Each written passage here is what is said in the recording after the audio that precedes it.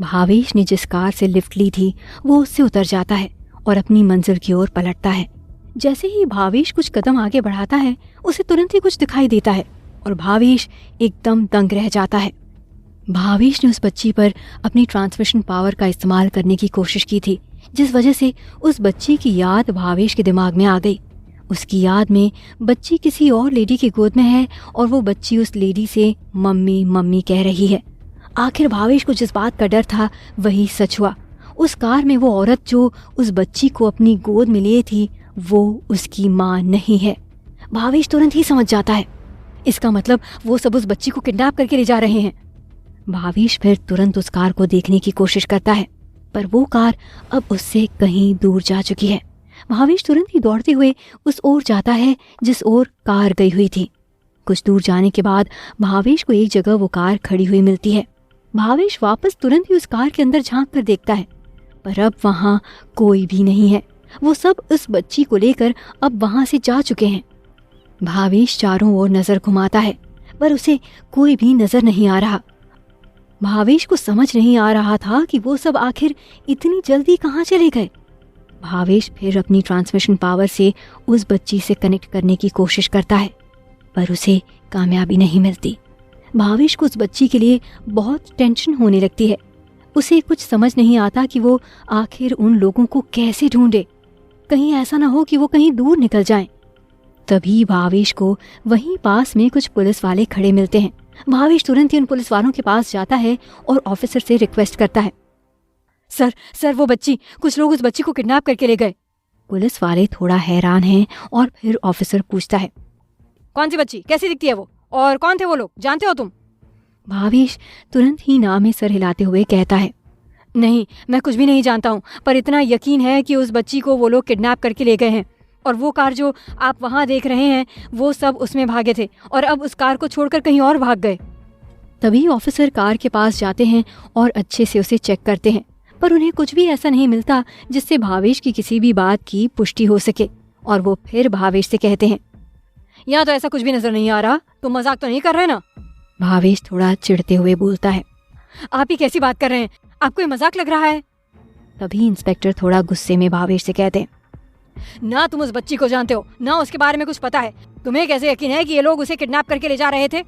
तुम बस हम लोगों को बेवकूफ बना रहे हो। तभी भावेश ऑफिसर से कहता है, नहीं सर, मेरा यकीन कीजिए, मैंने खुद देखा है कि कैसे वो लोग उस बच्ची को लेकर जा रहे थे। बस मुझसे समझने में देर हो गई। प्लीज आप लोग जल्दी कीजिए, कहीं ऐसा ना हो कि वो लोग उस बच्ची को लेकर कहीं दूर निकल जाएं। मैंने जो देखा वो मैं आपको बता सकता हूँ। 4 लोग हैं, वो 3 आदमी हैं और एक लेडी है। उस लेडी ने ही पकड़ा हुआ है उस बच्ची को, जो कि लगभग 3 साल की होगी। उसमें एक आदमी ने सफ़ेद कलर की शर्ट पहनी है, दूसरे ने ब्लू और तीसरे ने धारी वाली क्रीम शर्ट पहनी हुई है, और वो जो लेडी है उसने ब्राउन कलर की साड़ी पहनी हुई है। प्लीज़ सर, उन्हें जल्दी ढूंढने की कोशिश कीजिए, शायद वो लोग मिल जाएं। ऑफिसर्स को अभी भी भावेश की बातों पर यकीन नहीं हो रहा था और फिर वो आपस में बातें करने लगते हैं कि क्या करना चाहिए। भावेश से सब्र नहीं हो रहा था। उसे डर था कि कहीं उस बच्ची को कुछ हो न जाए, उस तक पहुंचने में कहीं देर ना हो जाए। कुछ मिनट इंतजार करने के बाद वो सारे ऑफिसर्स कोई एक्शन नहीं लेते। फिर भावेश उनके पास जाता है और कहता है, शायद आप लोगों को मेरी बातों पर यकीन नहीं हो रहा ना? मेरी इंस्पेक्टर सूर्य कुमार यादव जी से बात करवाइए, वो मेरे दोस्त हैं, वो मेरी जरूर मदद करेंगे। जैसे ही ऑफिसर इंस्पेक्टर सूर्य कुमार का नाम सुनते हैं वो तुरंत ही कहते हैं, क्या तुम सीनियर इंस्पेक्टर सूर्य कुमार यादव जी को जानते हो? भावेश हाँ में सर हिलाते हुए कहता है, हाँ, मैं उन्हें जानता हूँ, इसलिए आप लोगों से मदद मांग रहा हूँ। आप लोग प्लीज मेरी मदद कीजिए, वो नादान बच्ची बच सकती है। पता नहीं उसके माँ बाप कहाँ हैं, पर हम फिर भी उस बच्ची को बचा सकते हैं।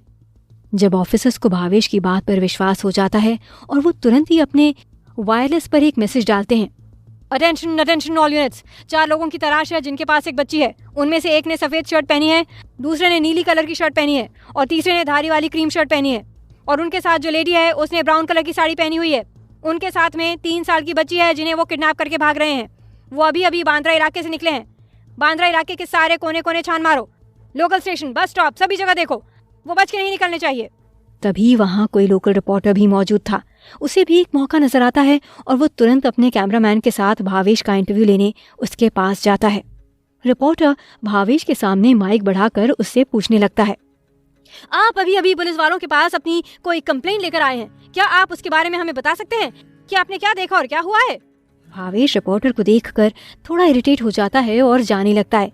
तभी उसे ख्याल आता है, अगर मैं न्यूज़ पर सब कुछ बता दूं तो हो सकता है उस बच्ची के माता पिता को पता चल जाए कि हम उनकी बेटी की तलाश कर रहे हैं।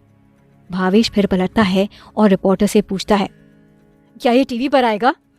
रिपोर्टर तुरंत ही कहता है, हाँ, ये टीवी पर लाइव दिखाया जाएगा। आप कहें तो मैं अभी इंटरव्यू शुरू करता हूँ। भावेश कहता है, ठीक है। फिर रिपोर्टर भावेश का इंटरव्यू लेता है और कैमरे में देखते हुए कहता है, नमस्कार, स्वागत है आप सभी का प्राइम न्यूज में। आज आपके सामने एक बहुत ही जरूरी खबर लेकर आए हैं और इसको बताने के लिए हमारे साथ भावेश जी हैं। तो भावेश जी, अभी अभी आप इंस्पेक्टर साहब के पास एक कंप्लेंट लेकर आए हैं, क्या आप बता सकते हैं कि वो कंप्लेंट क्या है? भावेश तभी रिपोर्टर के सवालों का जवाब देता है, आज मैं जब एक कार में लिफ्ट लेकर आ रहा था तो मुझे महसूस हुआ कि उस कार में बैठे 4 लोग एक छोटी सी बच्ची को किडनैप करके ले जा रहे हैं। हालांकि उस समय मुझे यकीन नहीं था, पर जब मैं कार से उतरा तब मैंने कुछ ऐसी चीज़ें देखी जिससे मुझे यकीन हो गया कि हाँ, वो सच में उस बच्ची को किडनैप करके ले जा रहे थे। और जब तक मैं उन तक पहुंच पाता उन्होंने अपनी कार को यहीं छोड़ दिया और यहाँ से कहीं भाग गए। वो बच्ची लगभग 3 साल की है। हम अभी तक उस बच्ची के बारे में कुछ भी नहीं जानते हैं। अगर उसके माता पिता हमें सुन पा रहे हैं तो मैं उन्हें बता दूं कि मैं और पुलिस इंस्पेक्टर और उनकी टीम मिलकर आपकी बेटी को ढूंढ रहे हैं। आप बिल्कुल घबराइए नहीं, हम आपकी बच्ची को जल्द से जल्द ढूंढ लेंगे। बस आप जल्द से जल्द पुलिस थाने में कांटेक्ट कीजिए, क्योंकि हमें उस बच्ची की फ़ोटो की ज़रूरत है। फिर रिपोर्टर भी अपनी ऑडियंस से कहता है, अगर आपने हमारी बात सुन ली है और आप जानते हैं कि वो बच्ची कौन है तो जल्द से जल्द अपनी नज़दीकी पुलिस स्टेशन में कांटेक्ट कीजिए। आपकी जल्दी करने से हमारी बहुत मदद होगी। धन्यवाद। फिर रिपोर्टर भावेश से कहता है, आप बहुत ही नेक काम कर रहे हैं, देखना वो बच्ची ज़रूर बच जाएगी। फिर भावेश उस रिपोर्टर को थैंक यू बोलता है और फिर से पुलिस इंस्पेक्टर के पास जाता है।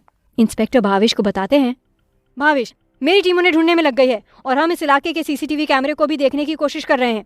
जैसे ही हमें कुछ सुराग मिलेगा हम आपको खबर कर देंगे। सब कुछ सुनने के बाद भी भावेश से सब्र नहीं हो रहा था। वो जल्द से जल्द बच्ची को बचाना चाहता है। उसे पता नहीं क्यों लग रहा था कि पुलिस वाले पूरी मेहनत से उस बच्ची को नहीं ढूंढ रहे हैं, इसलिए फिर भावेश खुद ही इस बच्ची को ढूंढने निकल जाता है। भावेश की न्यूज़ घर घर तक पहुंच जाती है। सभी लोग कुछ ही मिनटों में ये बात जान जाते हैं कि किसी बच्ची का अपहरण हुआ है। यहाँ तक कि भावेश के माता पिता भी भावेश को न्यूज़ पर देखकर दंग हो जाते हैं और उन्हें भावेश की फिक्र होने लगती है।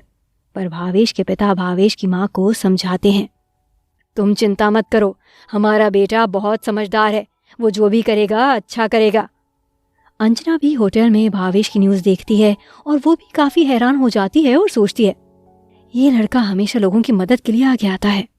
भावेश खुद ही उस इलाके में उस बच्ची को ढूंढने लगता है। उसे कुछ हाथ नहीं लग रहा था। तभी भावेश को याद आता है कि उसने एक बार संजना को भी ढूंढा था, जहां उसने अपनी स्निफिंग पावर का यूज़ किया था।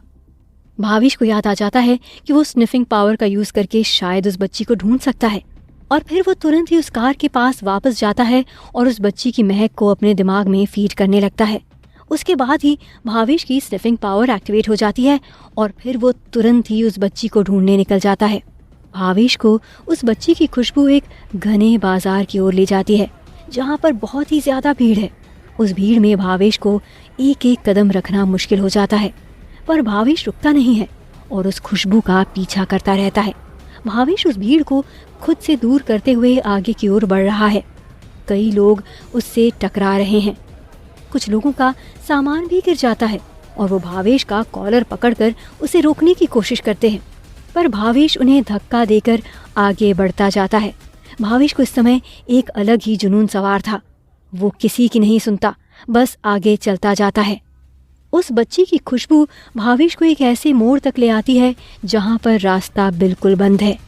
भावेश ये देखकर दंग रह जाता है। उसे समझ नहीं आ रहा था कि ऐसे कैसे हो सकता है। आखिर जब उस बच्ची की खुशबू यहाँ तक आ रही है तो वो लोग यहाँ से कहाँ गायब हो गए। भावेश फिर यहाँ वहाँ देखने लगता है।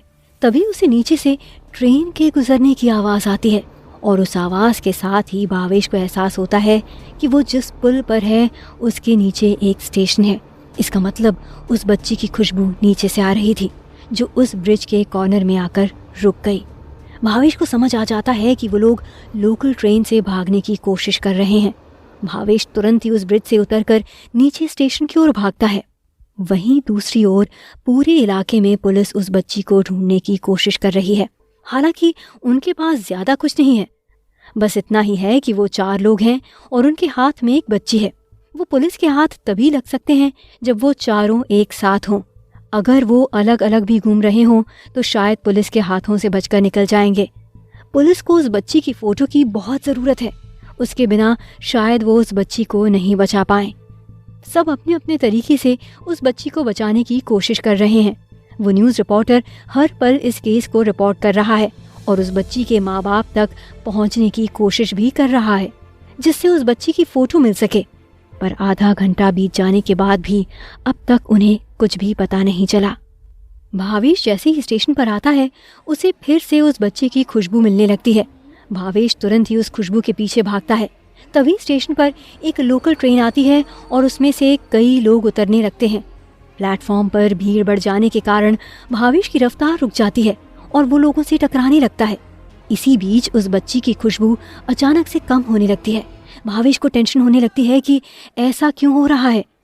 कुछ पल की जद्दोजहद के बाद भावेश उस भीड़ से निकलकर उस खुशबू की ओर बढ़ता है और जहाँ से वो खुशबू आ रही थी वहाँ पहुँच जाता है। वो एक कोना है जहाँ उस बच्ची के कपड़े पड़े हुए हैं। भावेश देखकर दंग रह जाता है। आखिर वो लोग उस बच्ची को लेकर कहाँ गायब हो गए।